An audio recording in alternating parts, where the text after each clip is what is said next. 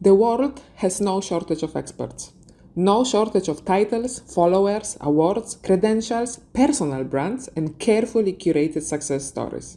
Yet behind every headline, every promotion, every achievement, and every failure, there is a human being. A human being carrying pressure, doubt, ambition, loss, courage, mistakes, lessons, and unfinished stories. That's why the Human Edge exists. Not to interview guests, to have conversations. This empty chair doesn't belong to a celebrity, an influencer, a CEO, or an industry expert. It belongs to a human. And when someone sits in it, they don't arrive as a guest. They arrive as a partner in a dialogue.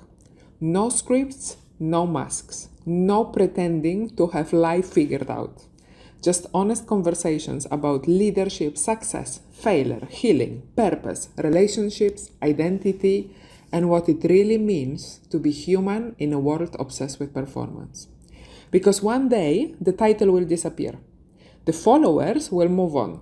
The spotlight will find someone else. And what remains is the only thing that ever truly mattered, your human edge. My name is Magda Snowden. Thank you for being here. I hope you enjoy this space, these conversations, and the humans who choose to sit in this chair. Welcome to Human Edge, a space where titles take a back seat and humanity takes center stage. Well, happy Friday. Happy Friday. Oh, it's so good to be here. So good to be here. Yeah, I feel the vibes, I'm all about energy. And when idea comes to my mind, it's just, let's do it. And I already love that about you. You and I have been kind of sending each other little messages for months now, haven't we? There's been liking of something you've said, you've liked something I've said, we've said something in the DMs around, oh my God, yeah, totally agree. Yeah. It feels like we've been building to this for a while. Yeah. Yeah. So today is the momentum. No pressure, no pressure. So I don't usually do intros. Actually, I used to do intros. This is not From Hero to Human podcast. It's a new venture. I discovered that when I go spontaneously into that energetic vortex, wow, what is coming out of my mouth?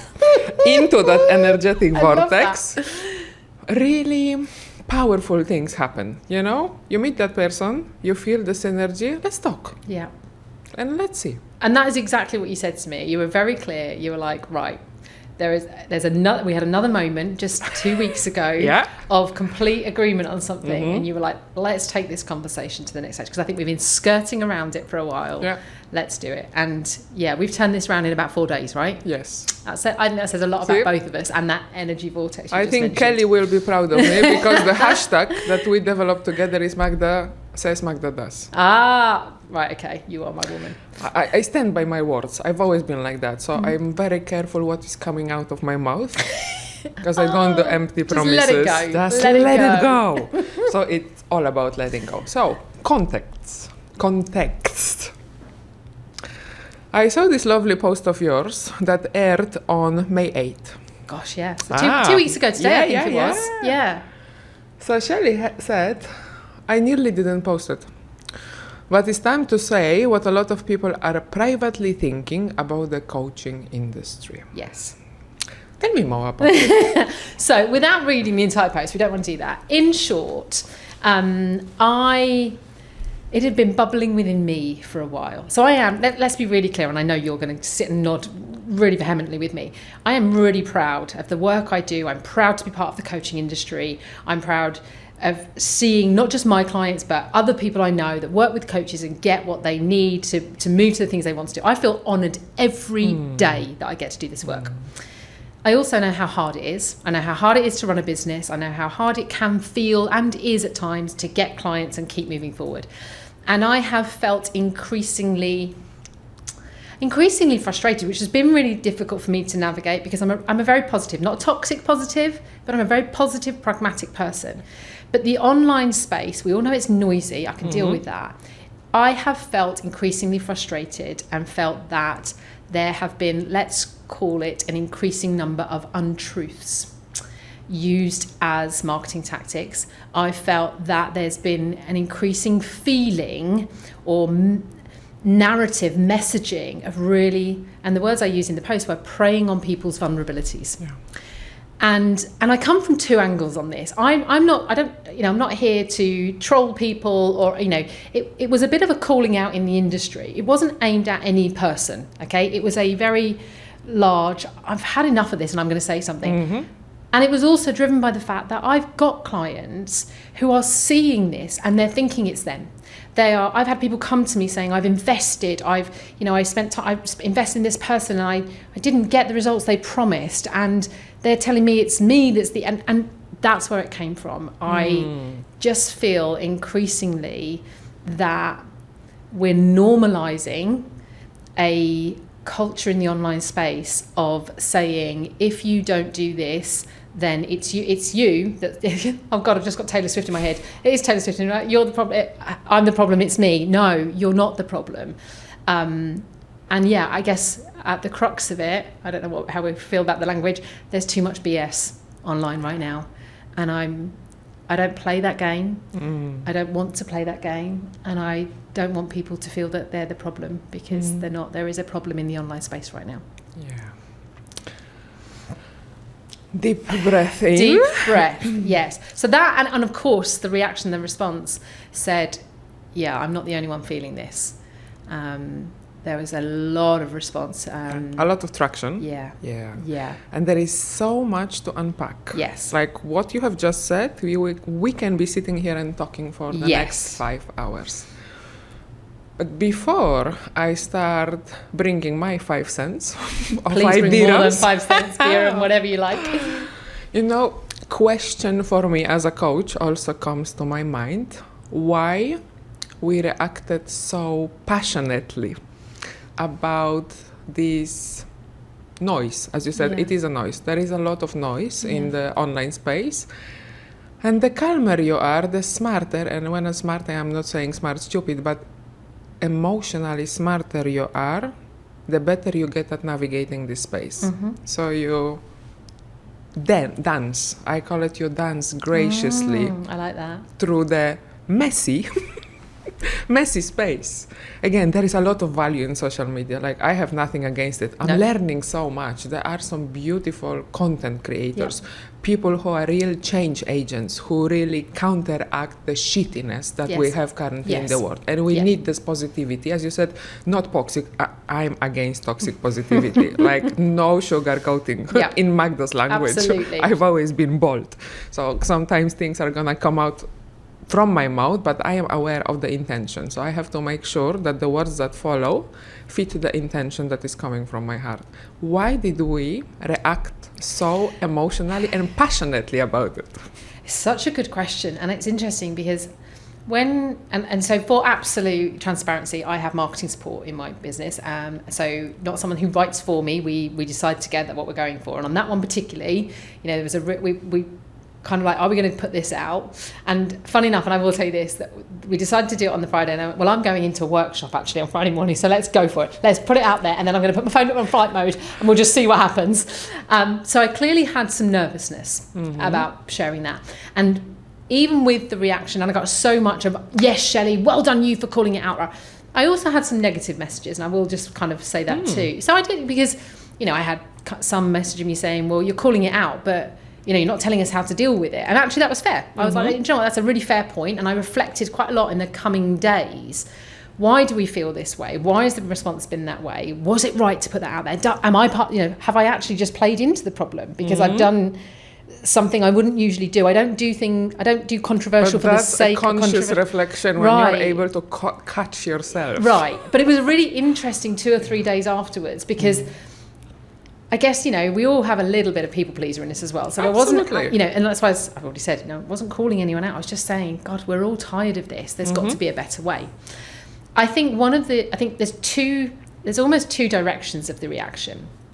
I think first and foremost, I think we are all tired of it. Those of us that feel, and you might not use the words that I used at the beginning, but most coaches, okay, I want to say that most coaches, most real coaches, are really passionate about the work they do and want to do that with integrity, authenticity. They want to help people. That's why we do the work we do, right? I think there's also a flip side to that. And for some of us, it's triggering because it's true. And actually we look at these people who are seemingly successful and maybe think, perhaps I do need to be a bit more like that. Maybe I need to do more of that and then I'd be more successful. And I definitely have had moments of that. So how do you find your way through that? How do you live and breathe your integrity and authenticity and then sometimes feel like, but actually I'm not getting the results I want because I don't employ those tactics. Where do I go between the two? I think that's where the reaction came from, because I hit a nerve. A nerve that so many agree, yes, it's noisy and there's too much BS, but equally, most of us have at some stage been sucked in by it too. I mean, come on, Magda, you're not telling me you've not read one of those posts that we're all referring to right now and wondered, maybe she is the person that can finally help me do the thing. Yeah, something wrong with me, right? Right. This person identified my problem, right, and she or he also has an immediate solution. Right. Immediate. I've never worded it as well as that. Perhaps I should do more of that. And I think that's why it resonated. That's why it had the reaction it did. Because on the one hand, the integrity and the authenticity piece was, yes, you're right, it's noisy and we shouldn't have that behaviour. On the other hand, I sometimes wonder if I should lean into some of that behaviour. Maybe I'd be more successful. I've seen that, I've thought it, and I think it brought a lot out for a lot of people. I think, again, this is so rich, what you have just said. It's not, we cannot summarize everything in one sentence. Coaching is an industry, and in every industry we will have unethical behaviors, we will have manipulations, and we will see people wanting to make money, and there is nothing wrong with wanting to make money. We all need to pay bills, and if there was an easy way, and I thought that is a credible way and an ethical way, I'm not saying that I wouldn't investigate 100%. 100%. We are all human beings. Money, let's we be honest. are not Financial sitting here, goals, Shelley, saying we are Mother Teresa's. No. We give everything for free. Not at all. I love money. I want more money. I have goals too. That is not what this is ever about. Absolutely. So I think what hit a nerve for me is I am an ICF accredited coach. I am really passionate about the code of ethics and the code of conduct for coaches. I think there is a connection between my nursing values and my coaching values. So same like I wouldn't behave in an unethical way, immoral way towards my patient or their families, I wouldn't do it towards a client. That's why I know where there is a red line, something that I would not do during a coaching relationship or during a coaching discussion. I think this for me is a no-no. And when I see posts that are promising instant results, and I know the science of psychology, I know the quick fixes, how dopamine works and so on, this does not work. Another thing that I need to bring to the table, and I started shouting about it really loudly, is that you cannot have a mindset shift, so this magical result in 30 days, if your being is not aligned. So now we'll see, there is the skinny trend is coming back. So like if your body is struggling, there is no way you're going to have a mindset shift. And this is something that perhaps is not the manipulation space, but I want these individuals to be more specific. Coaching is a holistic discipline. Gosh, there's so much in there. It's so, my mind's going in so many directions. I mean, first of all, well done on being an ICF accredited, because there aren't, again, transparency for anyone that might be listening that doesn't know this, the coaching industry isn't regulated, okay? One of the biggest challenges we face. And I'm also ICF accredited. I'm very proud of that, and I worked really hard to achieve that. And I learned a lot when I was doing my training as well. Let's be really clear. I thought I was a good coach. And then I did my ICF training and was like, oh, actually, there's some skills here that I wasn't employing, right?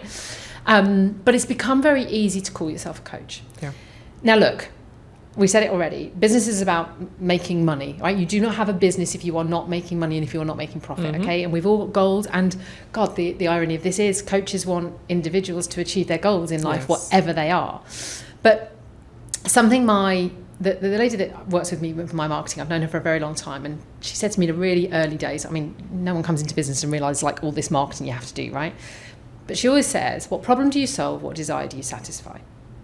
And that is marketing. You are sharing with someone, this is the problem I can help you so I can solve with you for you. This is the desire that I can satisfy for you. You can do that in integrity. You can do that with authenticity. But we are living in a time, and I think, honestly, it's harder now than it's ever been. I'm not sure I'd start a business in 2026, mate, but honestly, I mean, crikey, I've been at this game now for 5-6 years, and that's nothing compared to some. Yes. But I do think it's harder now than it was 5 years ago, 6 years ago. And you've got to have real grit. And I think we're living in a time where people want those fast results. Yeah. And so if someone is seemingly saying, I can give you those fast results, we want that. That's what everybody wants. And so we will convince ourselves. And these people say it often enough, you will learn to believe it. Like anything, if something is said enough, that becomes your truth, and you convince yourself that's your truth. And so that's how it's working, don't get me wrong, for those people. But there is a reality in life. You know, sometimes you read these things and you're just like, that. There's no way in the world that can be true. Yeah. There's no way that you can make a promise like that. And as coaches, you know, we don't make promises. Right. We can't promise anything. And I say this to my clients, or in a discovery call, I would say, I can't promise you will get the result. I can promise you what I can bring for you. I can promise you how I can help you. But I can't promise you're going to do it. Yeah. I can't promise you're going to make the shifts and changes you need to make. I can only promise to give you the best I've got that I think you need. And that is what too many people won't say, because that is when you risk not getting the client, because everybody wants the result, right? To me, it almost sounds like we don't want to tell the clients, not we do, but others don't, that it's going to be hard. Yes. And I think perhaps now is the right time. Let's circle back to what you have said a few moments ago, that you got some responses that perhaps criticized a little bit your post and say, so what do we do? Yeah. So let's be a little bit practical. And it's not, we don't have magic solutions here. This is not a prescription. This is not your script that you're going to tick the boxes and it's going to work. But from our perspective, let us explain how you could deal with this situation. So how do you pick your coach? Like we said, we are ICF accredited, right? How do you look for that credibility? So what do you need to look out for, and what would be the red flags? Like someone who has completed a weekend course and is posting on social media that they are already earning the 6-figure, and you know, people will say, Magda, why you keep talking about the 6-figure? You know what? Because I've met individuals here in Dubai, actually, that post something in the online space, but in reality, this is not true. And it came right in front of my face. There isn't a 6-figure. That's why the hypocrisy, this is something that I will call out, and I cannot deal with this. I know that social media is elusive, and we should not believe in every single thing that we see. But we do. And I say I think we all get dragged into, oh God, there's so many, because the 6-figure piece, I can't come away with that. I know the question was, what should we look for? But I just got to go to the 6-figure piece. Please. Because you're right, that's 6-figure. I mean, I'm from the UK, okay? So I've been here in Dubai for 3 years. And, you know, in the UK, it's those first goals are all about get to the 6-figure. I remember saying to someone, a client, that I was in the corporate world for 25 years and it took me 20 to get to 6 figures. And yet I thought I was a failure in year 1 of running a coaching business because I wasn't at 6 figures, because the whole world seemed to be running 6-figure coaching businesses. And I remember having this moment of 12 months, Shelley, 20 years it took you. And it didn't take me 20 years to get to 6 figures in my coaching. The other part, and let's call out some of the stuff and remind people of reality.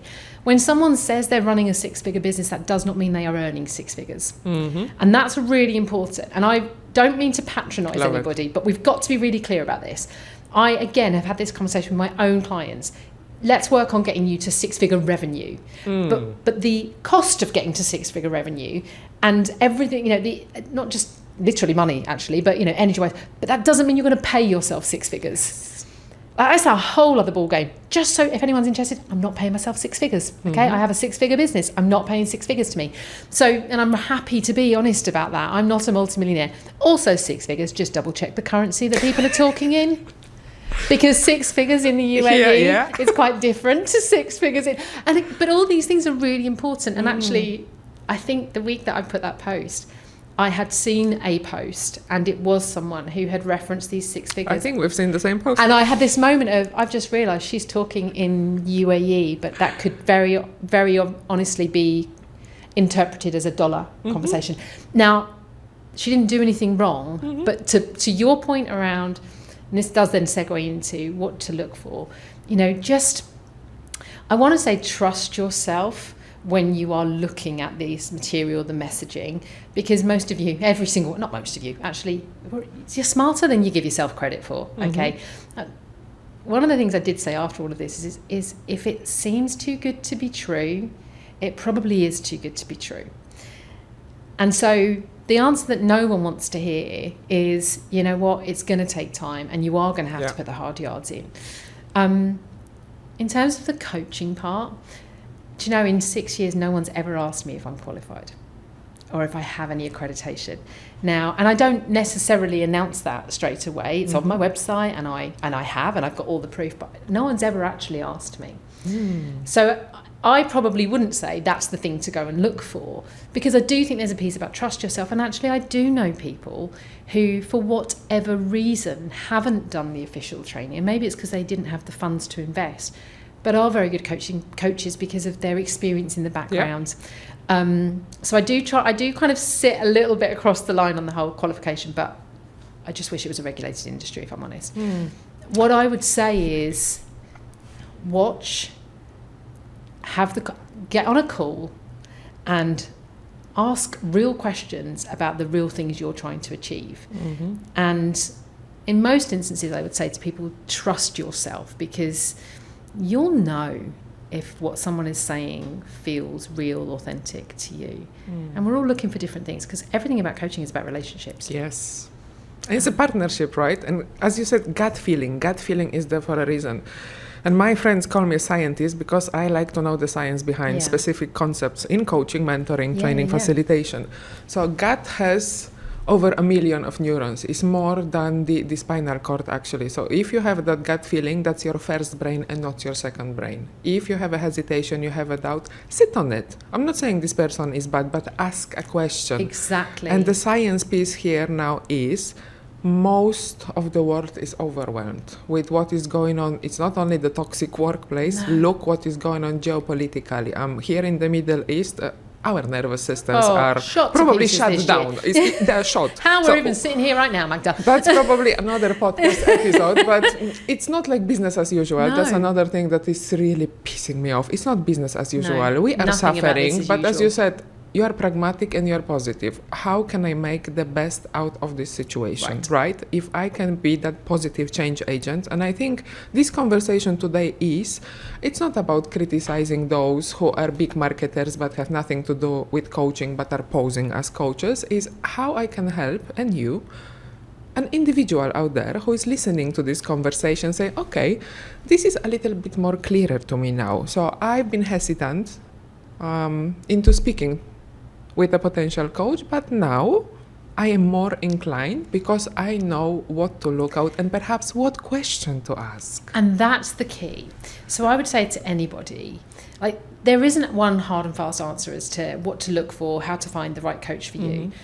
The answer is to ask the questions. Yeah. And I've had people book discovery calls, as I call them, compatibility calls is actually what I call them, and actually not have questions for me.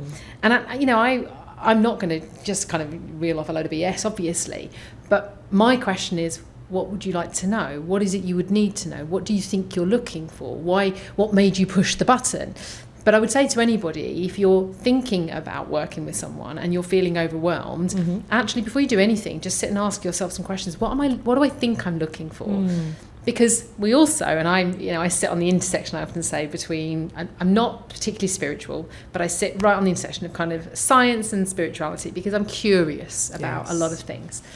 And what we do know about the brain, I love the fact that you referenced kind of the first brain with the gut, but we also know that the brain works on what you're focusing on, okay? It can't cope with the amount of information and stimulus around us. So if you start to think about, what do I think I want? What am I trying to achieve? Your brain's going to work with you and actually will help you start to funnel out some of the noise. Yeah. You might be surprised at how quickly you start to notice people who are speaking your language, got your vibe, just sharing more of the things that you're looking for. That's not woo. That's science. Yes. That is your brain doing And its coaching job. is science driven. Exactly. And this is what I've learned, and I continue study every single day. Yeah. I think my nursing mind also helps me find the right sources, credible sources, to back up the theories. There isn't any fluffiness in coaching at all. Mindset shift, there is science behind it, And again, mind, body, spirit, whatever is in your being, it needs to be aligned. Yeah.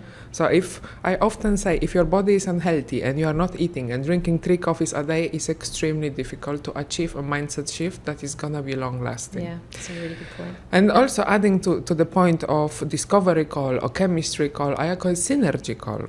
We also ask questions as coaches, right? I need to make sure that we are the right fit in case that person doesn't know what coaching is, and they are coming or approaching it from a totally different angle. That's why I also disclose that I am a mentor. I've mentored in the NHS for over 12 years. I am a trained facilitator, mental health first aider. So I bring a lot of modalities to make sure that I can help that person. Exactly. But I need to communicate clearly what methodology I will be using in that relationship. It's really interesting hearing you say that. Just got me thinking about, if you want red flags or things to look out for, actually I would be looking at what is the coach also asking you about, and what's the coach's process of selection.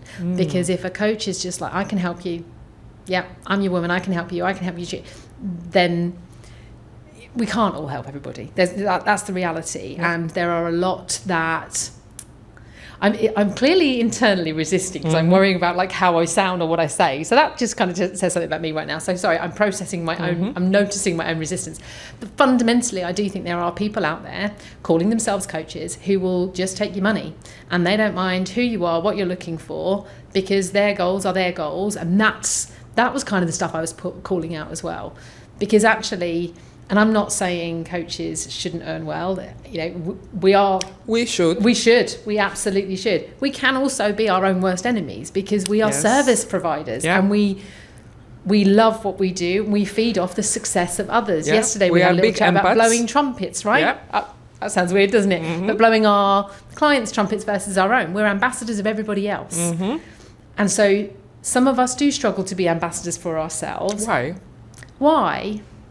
Because we've all got stuff. I mean, I can tell you my reasons for struggling sometimes to be the ambassador for me, but that's just because I'm human, and I've got my stuff too. Coaches have coaches for a reason, and coaches have therapists for a reason. Coaches are working on themselves all the time to be the best they can for everybody else. No human being is perfect. Yes. Coaches are not perfect. No. And I think you have just highlighted something super important. One question that you can ask your coach in a discovery session is, how are you upgrading yourself? So how do you ensure that you don't get stuck? That you don't believe that your method is the best method, and. For me, this is an indication. That's why I also work with mentors and with coaches, because sometimes I get stuck. I'm not saying I have to have a coach throughout my life, but every now and then I come to this standstill and I'm like, I really need to talk to someone who knows how to ask a good question. Well, I think we all need some external stimulus input. How can we expect others to invest in themselves if we're not investing in ourselves? There's a real kind of lead by example piece in that. Some would talk about that being a universal principle. I would simply say, how can you expect someone else to invest if you're not leading by example and investing in yourself? But it can also be a lonely life running a business. And then, full circle, throw in the social media piece, which is what this all started with. Once you start absorbing too much, that you can lose sight of yourself and lose sight of what you are trying to achieve or what you do want to stand for. And I think we all need a method of being able to step back from it all and kind of regroup our thoughts to keep moving forward. I was saying to someone the other day that I've often said, if you are not moving forward, you're actually going backwards. Because the world is moving forward at speed. It's interesting, as I was coming in to meet you today, I was thinking about this online BS, as we've been calling it. And it felt quite harmless back in 2020 when we were all relatively new to social media. So you'd see people remember, like you still see them now, like the image on the beach with their laptop. I mean, no one works like that because the laptops overheat and you can't do, and then the sunshine glare, you can't do calls like that. I mean, let's have a reality moment. But that used to be the version of today's online BS, right? That was the freedom lifestyle that everyone was trying to achieve, and now it's just snowballed into so much more. But that was what I was thinking about on the way here. It felt harmless then. It feels quite harmful now, and that's obviously why we got to this conversation. Sorry to kind of throw that in. I find it super interesting. Just before we started this conversation today, I posted something about the dirty tricks in the coaching industry, and I found a picture of me from a recent trip to Wales when I'm sitting in an outdoor bath. So you see how a good visual can attract the right attention or the wrong attention. Yes. Because dirty tricks and a bath means, do we need to clean something up? Yeah, I love it.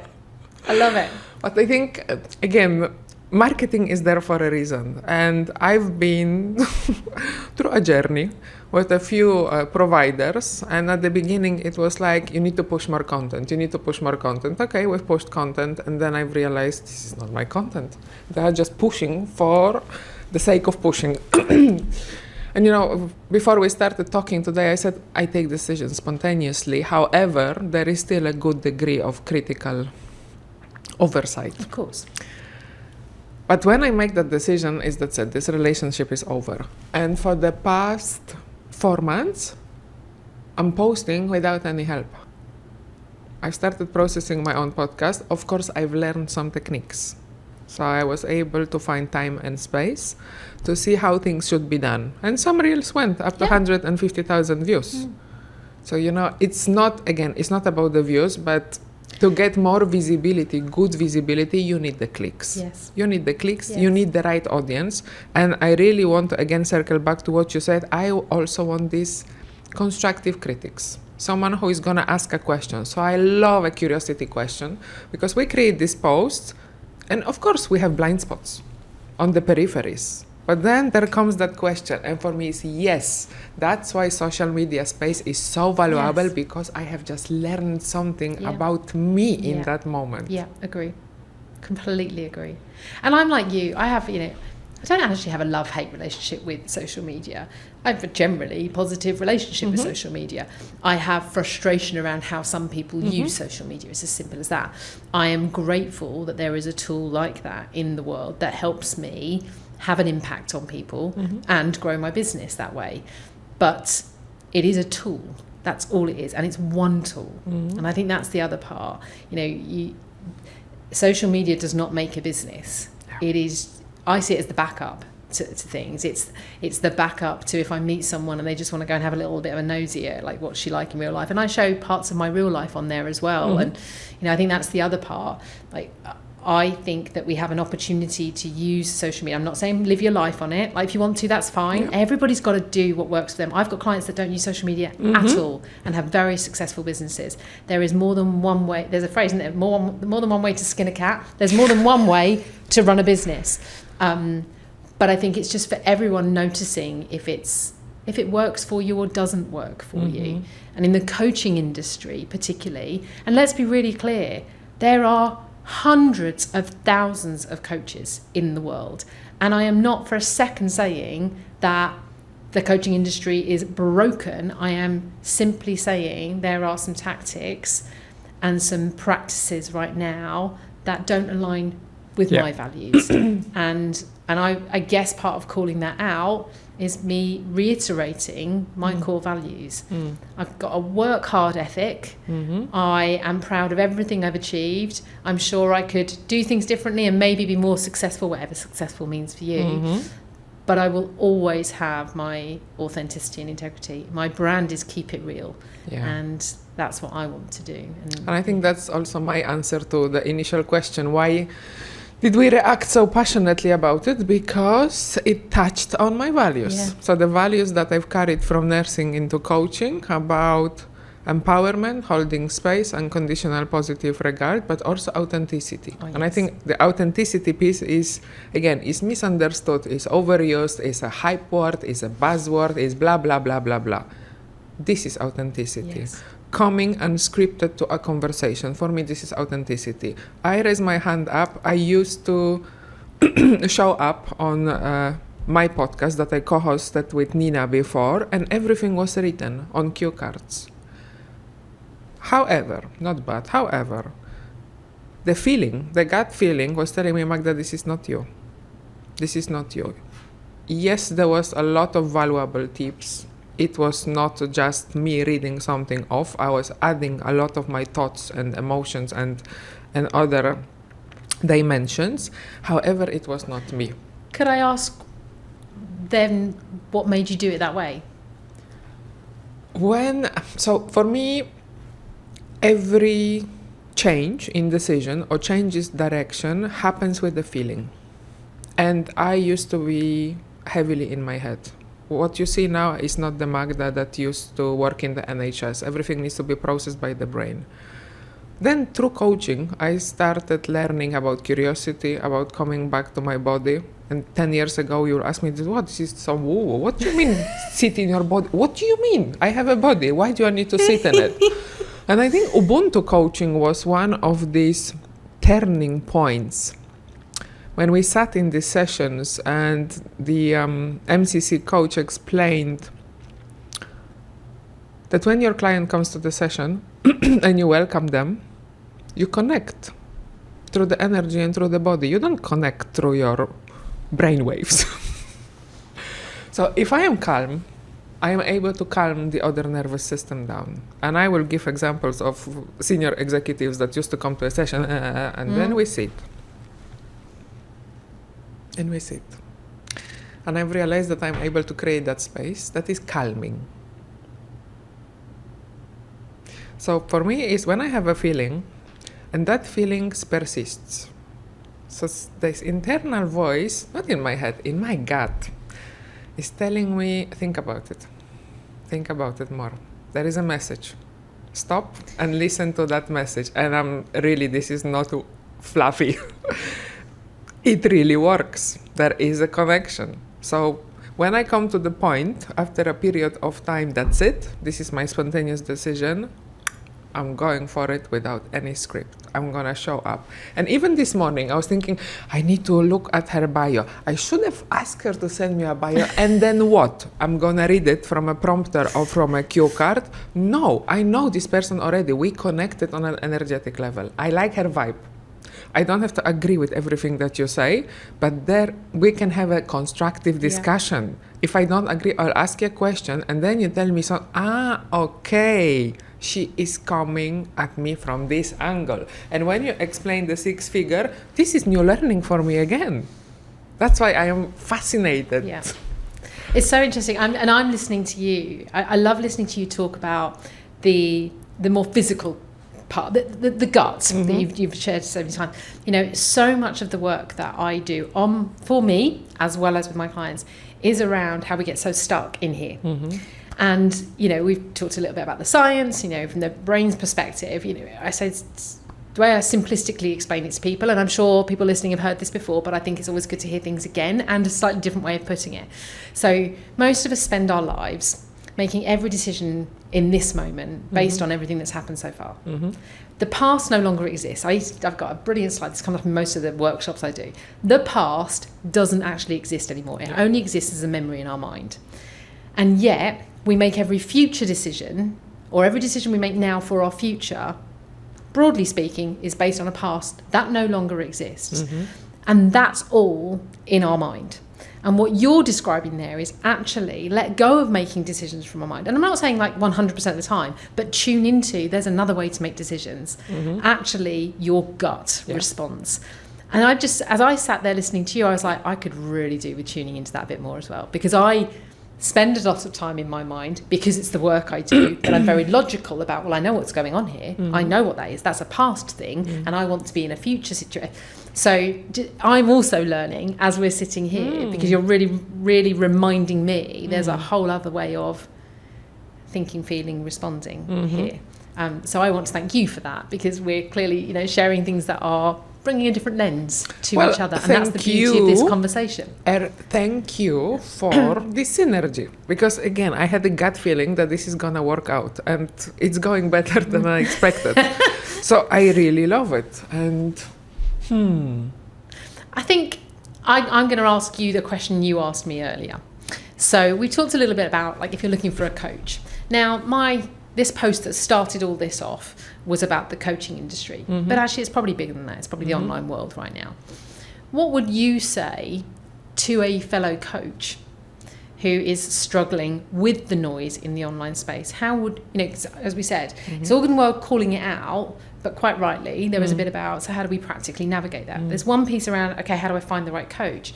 But actually, what tips would you give to someone who is navigating that noise right now and feeling like they can't? And the phrase that came up a lot, so I'll share exactly what came in my DMs quite a lot, was, how do you cut through that noise? Because everybody thinks they need to be seen and heard. What would you say to that? I think this question I welcome, because I almost applied this advice on myself. So I trained with a specific training academy here in Dubai. I will give them a credit because they are brilliant coaches, mentor, facilitator. So it's a coach transformation academy. And I did with them the PCC level, NLP, team transformation, and so on. And then when I wanted to add extra qualification in mentor coaching, in systemic team coaching on a higher level, I started thinking, I need to venture out. Not because they did not fulfill their promise, they did. But I need to push myself. So if you're looking for a coach, yes, you need to be comfortable with them, but you want to be challenged. Because we know that nothing happens in the comfort zone. It's a cliche, but nothing happens there. Yeah. It's nice to be there. You are comfortable, and there is nothing wrong with being in the comfort zone. If you want to stay there for a while, stay there. But Shelley, you said if you're not moving, you're going backwards. That's my belief. So I say, yes, look for someone who is gonna push you, and don't only look for the big names in the industry. Because how I do my research, I speak to my friends. There is so much wisdom in my circle. People have worked with brilliant individuals who don't have online profiles. And this is, I think, the takeaway from this monologue, that the biggest coaches are not even present online. Some of them don't even have websites. And it's a word of mouth. And they have big corporate, presence in the region, not only here, but also in the UK. And, that's why I am kind of torn between the online. I was thinking maybe to leave it for a bit and see what happens, but I like creating content. It brings me pleasure. When I take a lot of funky pictures where they're in a bathtub in Wales or climbing mountains, because this is real life. Like, that's me. Yeah. I'm in the moment, and sometimes with tiara, sometimes without, but also with the tiara, that's me. That's me. My number one thing I say to everyone, and it's so much easier said than done, is at the end of the day, the only thing you can do is be you. And this cutting through the noise that came up quite a lot. Like, you don't have to have the biggest audience. You don't need the whole world. Yes. You just need your people, and your people will find you when you are you. But actually, you run a bigger risk of not finding the right people when you are not you. And this is a bit about if you're looking for a coach, because of course, I do think that the coaching industry, there's a bit of a black cloud across the industry right now. So if you are looking for a coach, it makes it harder and harder to look for. But if you are a coach who's trying to grow a business, it's feeling like it's almost impossible to do because, well, I don't have those results, and I definitely wouldn't pretend I have those results. And whether I'm not necessarily saying people are lying. I think that sometimes people might exaggerate. I think that sometimes people might manipulate messaging. I do believe that happens. But for those that are trying to make their mark or make their way into the industry, this is the bit about the hard grit, because it is, I use 3 words: persistence, perseverance, and patience. Patience is not a go slow. It's not a strategy of hope. It is a trust that if you persist and persevere, you will reap the rewards and the results. But to the very point you just made, social media is not the only way. And actually, most of my business has come from referrals. That and it is always easier to, forgive the phraseology, to get someone across the line, to have a conversation with someone who's already been told she's worth talking to, than it is with a cold contact who's been watching your content.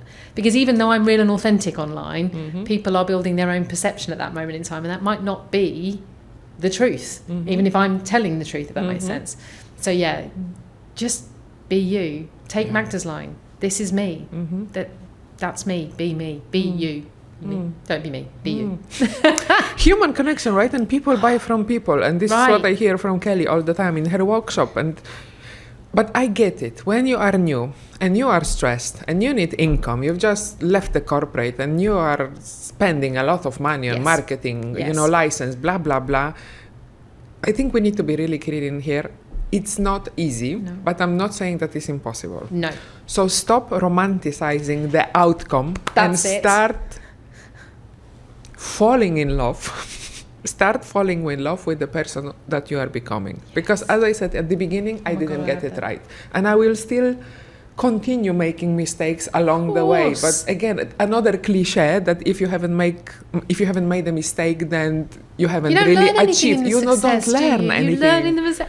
God, I cringe when I look at my content from my first year in business. My website from my first year, oh my God. I mean, I didn't have one straight away, just for clarity, because I couldn't afford it. And because I couldn't afford it, I built my own, and that wasn't good, let me tell you. But you know what? I gave it a go, and I learned through that. And I didn't hide from the fact that it wasn't the brilliant website. But I've evolved and grown and learned so much over the last 5 years. And I've shared that learning and evolution with people. I loved that line you said, fall in love with who you are becoming. And your energy is so much better spent on that than trying to be like all those other people that you think are achieving the things that you think you want. Because actually, I guess, and I'd add to that, fall in love with the person you're becoming, and actually just get clear on what you're actually trying to achieve for the person you're becoming. Because I think we can also get swept up in we should be striving to achieve. I definitely got swept up in, like, clearly I want to build, $1 million business. I actually don't want $1 million business. I mean, if someone handed me one tomorrow, actually I don't think I'd take it, because I don't think I would. Just give me the $1 million. money.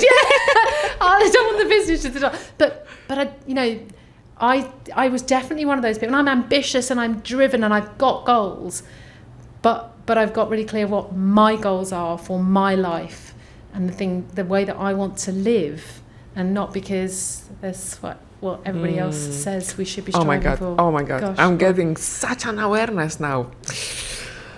I love it when it happens in the moment. Because the goals were, we need to have a website and we need to have a business, or even make impact. No, actually I've realized in my last year that my ultimate goal is to have a peace of mind. Okay.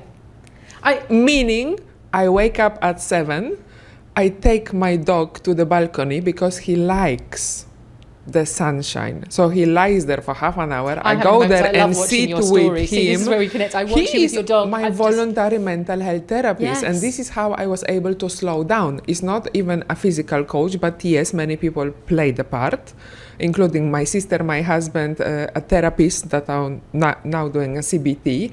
But animals, I love animals. Yes. I study animals. I know they have huge intuition, something that is undervalued, underutilized. An animal can also calm your nervous system. But I know that some people are not comfortable, and that's fine, but it works for me. Yes. That's why my social media feed is consciously curated. And if you look at my feed, over 50% of the videos that the algorithm is showing to me are animal rescues.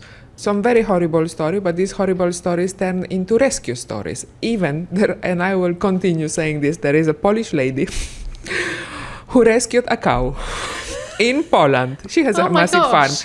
This cow behaves like a dog. She sings to her, she talks to her, she brushes her hair, she scratches her, and when she asks her how happiness looks like, the cow shows happiness. I'm sorry, this is uncomfortable for those who are eating. Okay, I'm like, you need to put a link to this lady and her cow in the show notes, It's because I'm going to go away from today trying to find... Okay, but it's beautiful because I know it does probably wonders for her mental health, for her well-being, and for whoever likes this kind of Right. content. I'm not saying everyone go out there and follow a lady who rescued a She's cow. going to be like, why have I got this massive influx of followers? Do you know what's it's so interesting, there's so many pieces there. Like, I'm not a massive animal lover. I don't have a problem with animals, but that's not my thing. But your part there is your awareness of what works for you, what you really want for your life. You know, I remember ages and ages ago working with a coach, and she's like, you know, if we could take off your plate all the stuff, because I was moaning about, you know, I don't have a big team, clearly, and so, you know, there are a lot of things I have to do, and I said, I just want to coach. That's all I want to do. And I probably would go as far as to say I would do more for free if I didn't have bills to pay and the goals I want to achieve. I love that I get to do this. And so, yes, I would absolutely philanthropically do more of it for no money whatsoever if that were feasible for me. But the reality is, I've lost my train of thought. I know what it was. That's my goal. And I like money, but I don't do it just for the money. I do it for the feeling it gives me. Absolutely. And you know what? We could unpick that through therapy as to why does she need to feel like, well, that's my story, right? Yeah. We've all got our story, which has brought us to where we are and the person we are today. That doesn't mean I'm being held back by that story. I'm using that story to continue moving me forward. I've let go of the bits that don't work for me. They come out occasionally. We all know that, right? But I also know what story I'm trying to write for my future. And I think everybody needs to get clear on their own story.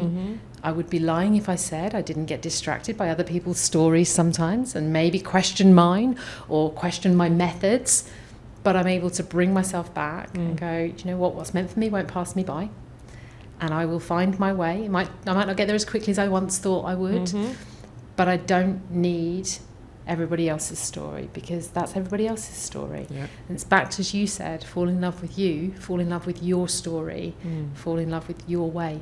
The thing is, we cannot copy anyone, and I think this is another When we piece of try. advice when you see magic funnels, and this is another concept that I am so heated about, and sometimes I rant. There isn't a magic funnel. No. And my Lebanese friend Yasmin told me that funnels are for shampoos or for olive oil, and I'm like, absolutely yes. But I think slowly the space is moving in a different direction. Yes. You know, everything is there for a reason. As you said, initially you build a website and now you cringe when you even think about it. But I will do some coaching here. You were probably proud. That version of you that created that version was 100%. proud. Oh my God, yes I was. At that moment in time, I was like, go me. Look what I've done. Look where I am. Look what I'm making. Look where we're going. 100%. Now I'm not. There's a difference between cringe and shame. Like, I don't have shame of that. I might have a bit of cringe, but I also have a huge amount of pride. But absolutely hit the nail on the head, and that's the part about the evolution of us as well. And I think we are in danger of not allowing ourselves to evolve if we get caught up in everybody else's noise. And I think this snippet actually explains very well what the coaching process is, because this version of you is going to create things that you're going to be proud of. Then you will move, look back, I don't like it anymore. And I used to be like that. I look at my professional photo shoot from 3 years ago and I'm, look at these clothes. But then I remember how proud I was in that moment, my first professional photo shoot. And then when the next came, I was more in control. I brought my own props. I decided what feeling I want to transmute. And in the last one, I brought my dog and my husband, because this is me. I'm not made Right.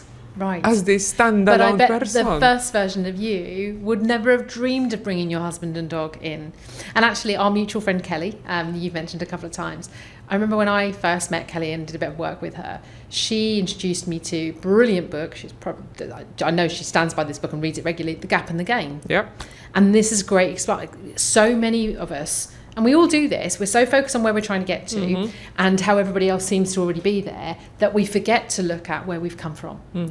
And we've all got so much. And again, this is that piece around the fine line between the past that's no longer relevant and let it go, and actually the past showing you how far you've come and just what you're capable of. Because that example you gave there is exactly the same as mine. I might go, oh my God, cringe at that first website. But equally, I was really proud of that moment, and I'm really proud of how much I've learned since then to create the things I create now. Yes. And also what happens in coaching sessions, that's perhaps another piece of advice for someone who is looking for a coach. When clients come and they start verbalizing, okay, they start noticing the patterns, also what they have achieved to date, they start noticing that there is already so much value. And this is the thing, yes, they are working towards a goal that is in the future, but they start making connection that I already have been through so 100%. much. This is my value. I am a very smart person. That's why I will get to that end point. But we need to almost remove the blind spots for them so they can start seeing the whole scenario and not just, hello, I am here today and this is my goal. I once described myself, I went to a networking event and we weren't told to bring a prop. I made this up on the spot. I decided I'd do something a bit differently. And I took my sunglasses off of my head and I got my lens cloth out of my glasses case. And I described myself like a lens cloth. And I said, we all wear glasses and we all see the world through our lenses. And coaching is like the lens cloth that comes along and wipes the lens, and you suddenly see things in a way you hadn't seen them previously. And I got such a great, I honestly made it up on the spot. I was like, this is either going to really work or it's going to like fall. They're going to all look at me like, what on earth are you talking about? But it landed so well. And actually I've used it since because I think it's a really great way of describing what we do. And actually we don't know what cleaning those lenses is going to shine on. And you know, so often people come to me thinking that they want to work on this because, you know, very often I work with a lot of founders. You know, I want to make more money in my business. Okay, right, yep, that's where we're starting. But fundamentally, that's not what we work on at all. And to your point around opening things up, the reason that, you know, most people know exactly what they need to do to make more money. I do. I know what I could probably do to make more money. But does that mean that I do all of it? Of course not, because I've got my stuff. And so I think to everything you're describing there, that's where coaches are invaluable. Yeah, it's a mysterious process in a way. It's a mysterious process, but I would say 99% of the time the outcome is better than they envisioned. And I learned again the science that the initial goal that people bring to the session is very often superficial. Yeah. Because they are scared to even go beneath and see what they're really capable of. And that's where great coaches will ask great questions that you hadn't even thought of to ask yourself. And that, you know, I know that's what my coach does for me when I need her to as well. I really like where this conversation is going because we came with this controversial post. We were intentioned to lay it all out on the table. Yes, we did. But I like how we went really practical.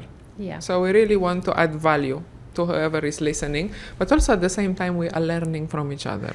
Yeah, it's interesting on the way here, because again, to reiterate, we didn't come here with a script. We didn't exchange ideas on. I have a cue card in my back. Imagine I have written like 10 concepts. But, you know, but we kind of really consciously said, let's see where this goes. And I think I didn't think, I knew, it's not even I didn't think, I knew that it would only be a positive and intentional conversation. And I'm really glad it has been even more positive and intentional, because it would be very easy to, from that original post, and you know, we can link it in the show notes if it's interesting to anybody, to take it down a route that is like ranty on our soapbox, the online world's a mess.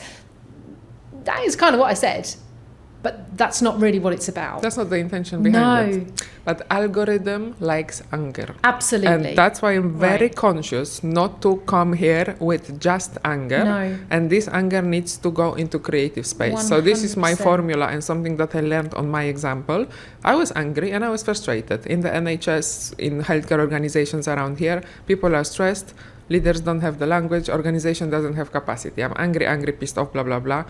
I need to do something with it. 100%. I'm not happy to sit in the victim reality, right? I don't want to be the drama triangle. I want to be outside, to come from the criticizer to the coach position. Yes. And I think I didn't even know the terminology, but this is how my anger, and I would say my anger, I'm proud, my anger helped me become someone who creates value and not just complains and moans. Right. Every feeling is valid. I don't Yeah. think anger is a bad emotion. It's telling us It's something. human emotion. It's what we do with what it's telling us, Yes. right? And that's what we've done, I think, in this conversation today. What we've done is taken something that we know resonated, it's shown there's a frustration out there, but what we're saying is, okay, yes, this is real, but it's what we do with that. And I love how we've actually used it to remind people what the true authenticity. I know we've used that word a lot today, and I'm very conscious, like you, it is overused right now, but I can't actually get it out of my head because we've said it so many times. But I think what I feel proud for both of us of, and I've learned so much just having this conversation with you, is that we're sitting here saying there may be some of that, but there's also so much good in the coaching world. And we want to be part of the good side, and we want to remind people that you can be, because nothing changes if nothing changes. Yeah. So we can all be frustrated about something. And actually, I will kind of share, I had one particular conversation in the DMs after the post, which was like, you're right, it's frustrating and it's this, but you can see why people do it, because it's so damn hard to make money. And actually that conversation then became, but if we take that view, we're saying it's okay. And actually I'm saying it's not okay. I'm saying that we take the hard path because it's the right thing to do. And I think that's what we've been reiterating all the way through this conversation. I think what also transpires is your values, right? Yeah. I stand firmly for the fact that silence or indifference is agreeing to something. Yes. So with everything that is going on in the world, I am very loud. Yeah. That killing other people is not okay, but this podcast is not about it.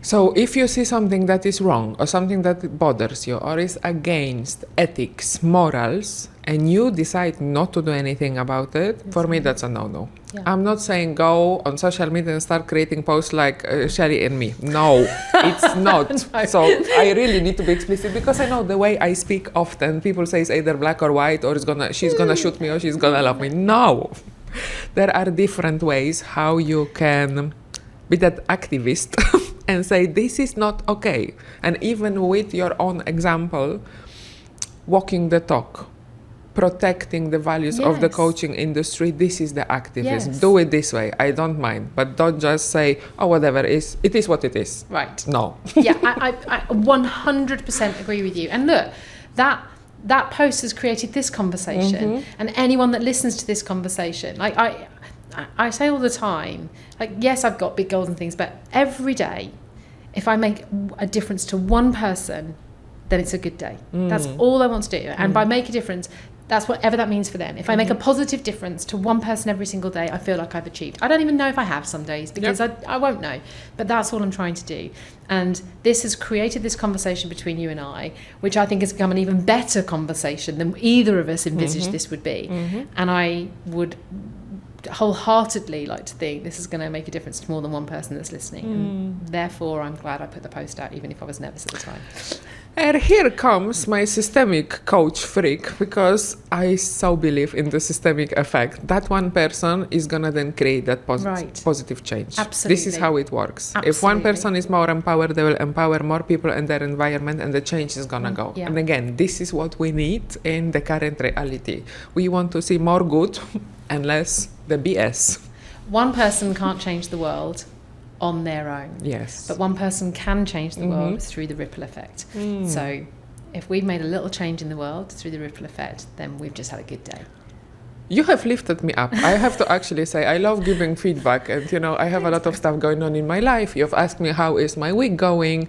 Literally, this conversation has given me a lot of energy, beautiful energy. That's why I love genuine human connection, not Zoom meeting. I know sometimes we have to do online podcasts or whatever. We do. I love meeting people in person, and I appreciate that you've taken your time drove from your place, came here, and then you are gonna start your weekend. So mutual appreciation for reaching out after that post and saying, there's a conversation here, Shelley, are you up for having it? I'm so glad we did this because it's made my week too. let me ask you now a more personal I suddenly question. feel nervous on this, where's this last bit's going. Tell me about the human being behind Shelley, the coach, the human being who is sitting here in front of you. Okay, so that's a big question. Give me a bit more. How much of the human being? I can't even say the words human being. Do you know the first thing that's gone through my head is, like, I am what you see. I am literally what you get. This is me. I'm not really different in my life to my business. You know, yes, there's a life behind it. I mean, I don't have children. I don't have animals. I'm married. We live a nice life. We've got joint goals. We've been through the mill. Been through the ringer, whatever you want to call it, over the last 10 years or so.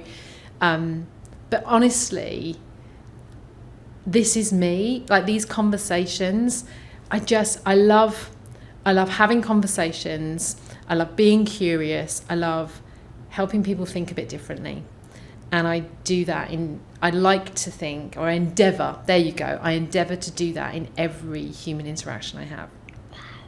There is so many keywords in there. Curiosity and human interaction. You know, I'm all about human skills, genuine human connection and curiosity. For me, curiosity is the antidote to judgment and putting people into boxes. 100%. If only we could use more curiosity in this world, including in the online space. If you don't like my post, instead of saying FFF this, ask a question. 100%. Ask a question. As a coach, curiosity is, I think, one of the greatest skills, but also one of the greatest gifts you can give. And then as Shelley, the coach, I am all about the C's, I'm realising. Because for me, it's curiosity and courage. So I don't talk about confidence a huge amount, but I do talk about courage. And I've learned late in life that courage is the key to me achieving the things I want to achieve, to having the life that I want to have. Courage to say out loud what I really want my life to be like. Courage to do things that feel scary in the moment. Courage to stand up for myself. Courage to have boundaries. Courage to say no, to say yes, to say maybe, to ask another question. So yeah, courage and curiosity would be my... You see how these two are interlinked. You need courage to be curious. Yeah, you do. That's why I think why so many people stay silent or they don't ask that question, because they don't have the courage. Yeah. And then the confidence comes Yeah. as a package. I don't have my brain. You know how I've already said about formula. Do you know what? Well, and also, so now I'm like, oh, the brain is really doing its job right now. Good. You know how we all know about the reticular activation system that filters.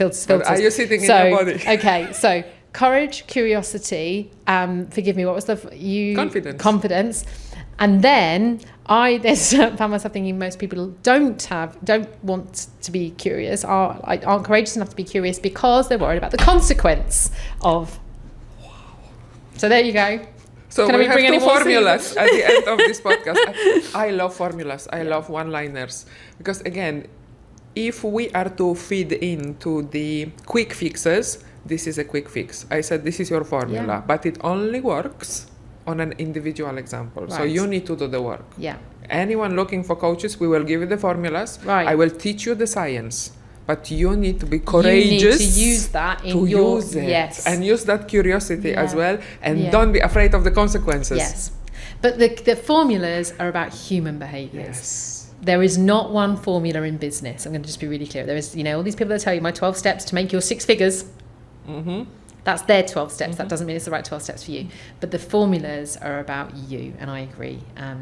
But you have to do it. You have to put that formula into your life in your way. I think it's not just some of these business coaches are manipulating, but people want these magic formulas. Yes. So if someone is offering that I can double my income or triple the amount of the clients by the end of 6 months, I want it. I know that I am scared. I don't know how to do it, but there is a magic formula, and that magic formula is gonna get me I've looked at those, and I've clicked on a button and gone, maybe they could pull back. And there is more freebies coming with it, so I'm gonna get actually super value with this offer. We've all done it. We've all done it, exactly. Of Thank course you. we I have have. done it. We've all done it. We've all been sucked into it, and some of them may have even given you some wins, right? Yeah. I'm not actually saying that everyone that says they've got that thing can't help you. Yeah. I'm simply saying there's too much of it. It can, because one of the memberships that I got after a big event here in Dubai actually opened my heart and the spiritual side when one of the speakers said, "What would your soul say if you gave it a microphone?" And then I got Wow. a subscription and I started doing this manifestation course religiously. So I actually grew out of it. So I multiplied whatever I And- spent. That's really interesting, because I would say you can grow out of anything. Mm-hmm. This is back to the piece around taking self-responsibility, though, because I think the other part is we buy into this messaging, but actually we then expect like it all to just work for us, and we've got to put it. You know, you get out what you put in. Yeah. Action. Action. There It's needs all to about- be yeah. action. Right. Awareness is okay, but action Yeah. needs to follow Yeah. for the outcome. Yeah. And don't just romanticize the No. outcome. No. There is light and there is dark. Okay, there needs to be. There is ease and there is challenge, but you appreciate the ease and the light when you encounter the dark and the challenge, and it makes you stronger. Beautiful. Shelley, thank you very much Thank you. for this enlightening conversation and for your beautiful energy and for the space. Thank you. I really enjoy sitting in this space, and this might be a first of many. I hope it is. I really enjoyed it. Conversations. I really do. And honestly, thank you for creating the space, for being spontaneous and making it happen. And I hope there is more. Lovely. Thank you. Thank you. Any curious questions you might have after listening to our reels and to these episodes, we are welcoming. Yes. Lovely. Fantastic. Thank you. Brilliant.